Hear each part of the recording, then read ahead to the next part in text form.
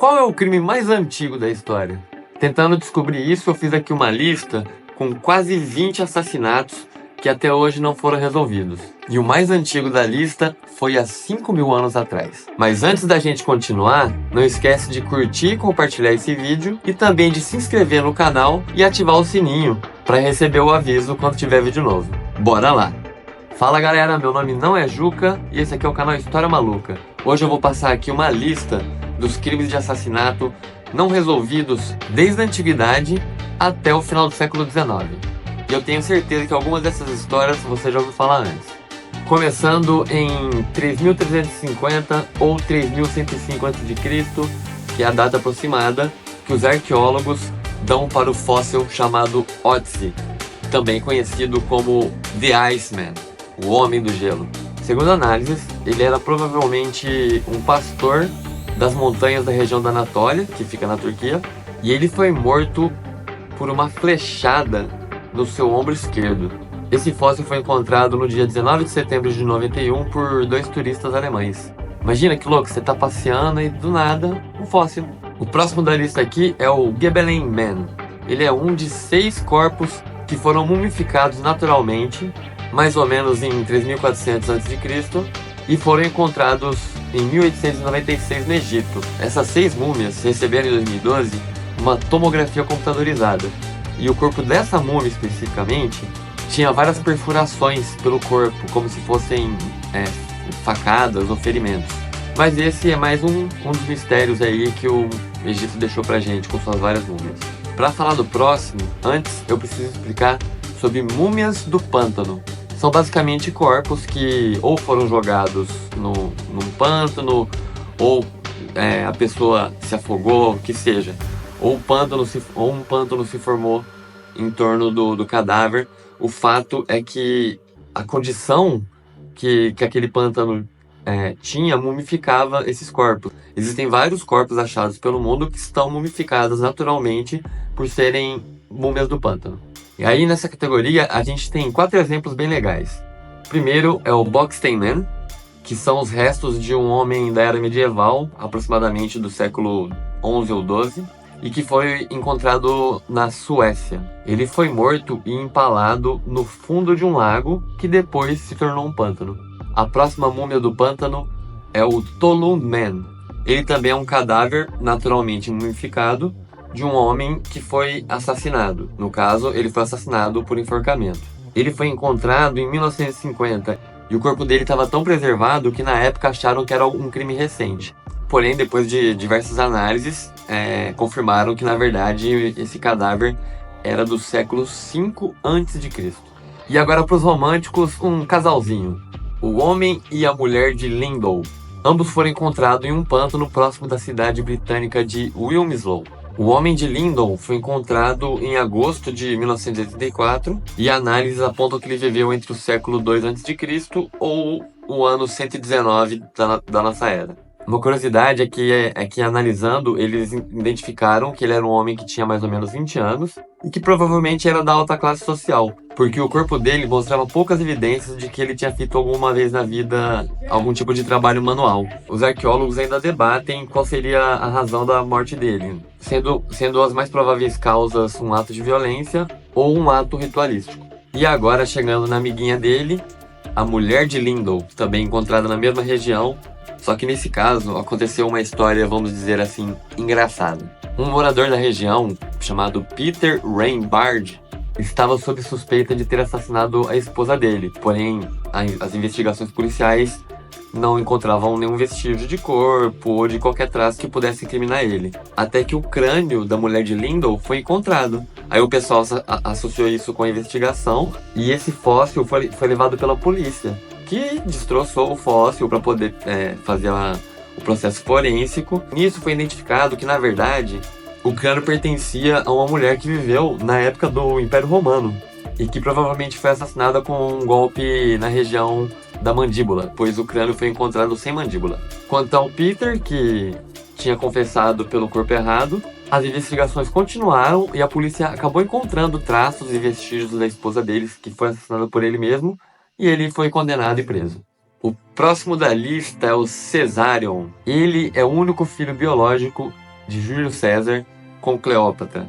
Ou seja, ele tinha direito tanto ao trono de Faraó do Egito, quanto à herança de César, que foi assassinado, em Roma. Tanto a herança militar, financeira, quanto política. Ou seja, ele tinha muito potencial. O azar dele é que o herdeiro escolhido por César foi outro, foi o Otaviano, que depois ficou conhecido como Augustus, dentro da história como o primeiro imperador.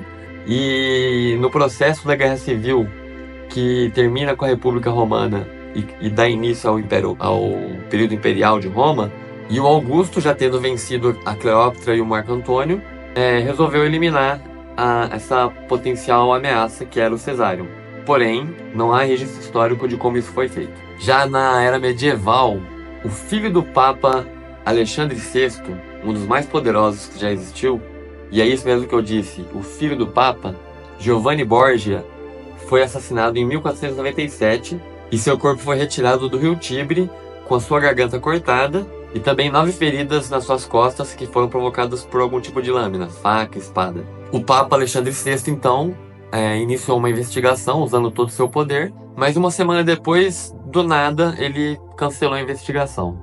Para os historiadores, o mais provável é que o assassino do Giovanni tenha sido um dos seus próprios irmãos. Agora, finalmente, chegando no Novo Mundo, tem um líder asteca muito famoso que o pessoal chama de Montezuma, mas o nome correto é Moctezuma. Moctezuma II, para ser mais exato.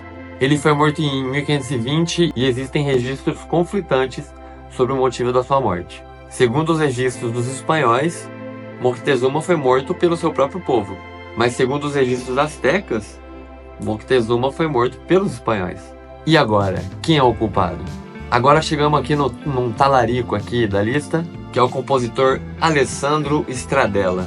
Ele foi esfaqueado até a morte na Praça Bianchi, em Gênova. Ele tinha uma grande fama de mulherengo e provavelmente ele foi morto a mando de algum marido muito ciumento. De volta aqui para a América, aqui no Brasil agora, especificamente Rio de Janeiro, o corsário Jean-François Duclerc, que estava encarcerado em uma prisão do Rio de Janeiro, foi morto no dia 18 de março de 1711, baleado por um grupo de homens que usavam máscaras. E como muitos outros casos no Rio de Janeiro, até hoje esse crime não foi resolvido. Agora uma sequência aí para o cidadão de bem. 3 casos nos Estados Unidos, esse país tão amado. Começando com o pastor presbiteriano Elijah Parrish Lovejoy, que além de pastor, era também jornalista e era um abolicionista, ele era a favor do fim da escravidão. No dia 7 de novembro de 1837, ele foi morto em Alton, Illinois, por um grupo de apoiadores da escravidão durante um ataque a um armazém onde estavam armazenadas diversas impressões de panfletos e jornais abolicionistas feitos por Elijah. O próximo é George W. Ashburn. Ele era um radical republicano que na época era muito diferente. Os republicanos radicais eram uma facção do Partido Republicano que era a favor do fim imediato da escravidão. Por isso eles eram radicais. Ashburn atuava como um político na Geórgia e, claramente, trabalhava em favor da abolição da escravidão. Ele foi assassinado por membros da Ku Klux Klan no dia 31 de março de 1868. 20 pessoas foram acusadas de envolvimento no assassinato de Ashburn, só que devido à interferência de outros políticos da Geórgia, que tem um histórico muito grande de racismo, o caso foi encerrado e ninguém foi culpado pelo crime. E para finalizar esse trio, a gente tem o Alexander Boyd, que foi linchado também pela Ku Klux Klan no dia 31 de março de 1870. No caso dele, nem investigação do crime teve. Agora, um crime cometido em alto mar. Charles Francis Hall morreu no dia 8 de novembro de 1871, enquanto ele liderava a expedição Polaris, que ia em direção ao Polo Norte. Antes de morrer, ele alegou que havia sido envenenado pelo médico do navio, Emil Bessels.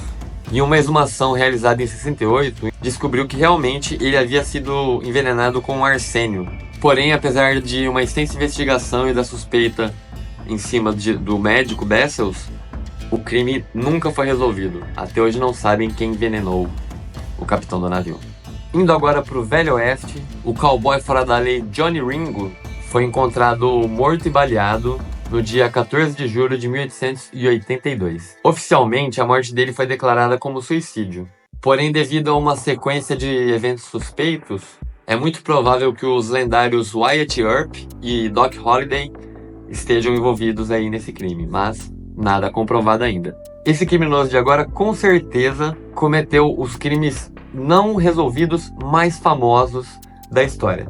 A gente está falando dos assassinatos de Whitechapel, que ocorreram entre abril de 1888 e fevereiro de 1891. No total, 11 mulheres foram assassinadas. Destas 11, 5 claramente mostravam traços que poderiam ser classificados como um serial killer. E quem é esse famoso serial killer? Jack o Estripador. Apesar da Scotland Yard na época ser um excelente órgão investigativo, até hoje nenhum desses assassinatos foram resolvidos e muito menos a identidade do Jack Stripador foi descoberta. E para finalizar, vamos falar de Belle Starr. Ela era uma fora da lei, bem no fim da era ali do que conhecemos como Velho Oeste americano, que foi assassinada em fevereiro de 1889. Ela estava voltando para casa a cavalo, depois de ter visitado uma amiga na região, e foi pega numa emboscada. No seu corpo haviam marcas de tiros de escopeta nas costas, no pescoço, no ombro e no rosto. Alguém queria muito se vingar dela. E aí, o que você achou dessa lista de cold cases? Se você gostou, comenta aí. E, inclusive, se você quiser sugerir ideias para episódios, é só comentar também. Comenta que eu te escuto. Valeu quem ficou até o final e até a próxima.